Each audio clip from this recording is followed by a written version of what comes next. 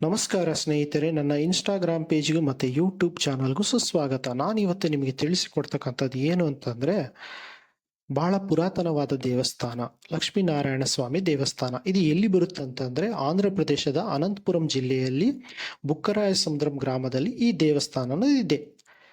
ಈ ದೇವಸ್ಥಾನ ಬಂದ್ಬಿಟ್ಟು ಕ್ರಿಸ್ತಶಕ 1344ರಲ್ಲಿ ವಿಜಯನಗರ ಸಾಮ್ರಾಜ್ಯದ ಹರಿಹರ ರಾಯ ಮತ್ತು ಬುಕ್ಕರಾಯರ ಆಶ್ರಯದಲ್ಲಿ ಮಂತ್ರಿ ಶ್ರೀ ಚಿಕ್ಕಪ್ಪ ಒಡೆಯರ್ ನಿರ್ಮಿಸಿದರು ಎಂದು ಐತಿಹಾಸಿಕ ದಾಖಲೆಗಳು ಹೇಳುತ್ತವೆ.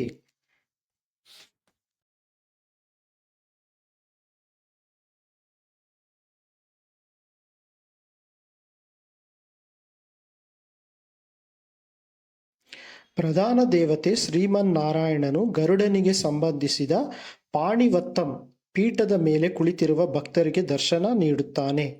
ಮಹಾಲಕ್ಷ್ಮಿ ದೇವಿಯನ್ನು ಅವನ ತೊಡೆಯ ಮೇಲೆ ಕೂರಿಸಲಾಗುತ್ತದೆ. ಅವನ ಹಿಂದಿನ ಪ್ರಭಾವಲಿ ದಶಾವತಾರಗಳು ನಿಂದ ಅಲಂಕರಿಸಲ್ಪಟ್ಟಿದೆ. ದೇವಾಲಯ ಸಂಕೀರ್ಣದೊಳಗೆ ವಿಜಯನಗರ ಸಾಮ್ರಾಜ್ಯದ ಲಾಂಛನಗಳನ್ನು ಒಳಗೊಂಡ ಸ್ತಂಭಗಳನ್ನು, ವರಹ ಇತರವುಗಳೊಂದಿಗೆ ಆನೆ, ಗೂಳಿ, ಮಂಗ, ಗಜೇಂದ್ರ ಮೋಕ್ಷ, ಶ್ರೀಕೃಷ್ಣ ಮತ್ತು ಯಶೋದೆ, ಚೆಂಚುಲಕ್ಷ್ಮಿ, ಶಂಖ ಮತ್ತು ಚಕ್ರ ಮತ್ತು ವಾಲಿ ಸುಗ್ರೀವರ ನಡುವಿನ ಯುದ್ಧ ಸೇರಿದಂತೆ ವಿವಿಧ ಮಹತ್ವದ ವಿಷಯಗಳನ್ನು ಚಿತ್ರಿಸುತ್ತದೆ. ಗಮನಾರ್ಹವಾಗಿ ದಶಾವತಾರಗಳನ್ನು ಒಂದೇ ಸ್ತಂಭದ ಮೇಲೆ ಚಿತ್ರಿಸಲಾಗಿದೆ.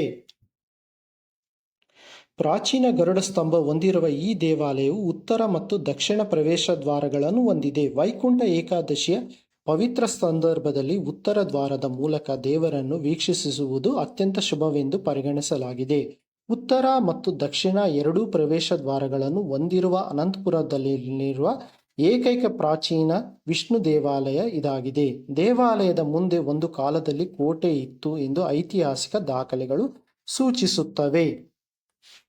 ಕಾಲಕ್ರಮೇಣ ದೇವಾಲಯವು ಒಂದು ಬದಿಗೆ ವಾಲಿತು ಮತ್ತು ಅದರ ಗೋಪುರ ಶಿಥಿಲಾವಸ್ಥೆಗೆ ತಲುಪಿದ. ದೇವಾಲಯವನ್ನು ಸಂರಕ್ಷಿಸಲು ಪುರೋಹಿತರು ಮತ್ತು ದಾನಿಗಳು ಒಟ್ಟಾಗಿ ಕೆಲಸ ಮಾಡುತ್ತಿದ್ದಾರೆ.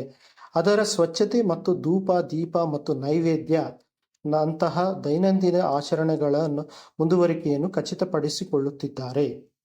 ಇದೇ ಥರ ಇನ್ನಷ್ಟು ಮಾಹಿತಿಗೋಸ್ಕರ ನನ್ನ ಯೂಟ್ಯೂಬ್ ಚಾನಲ್ ಸಬ್ಸ್ಕ್ರೈಬ್ ಮಾಡಿಕೊಳ್ಳಿ.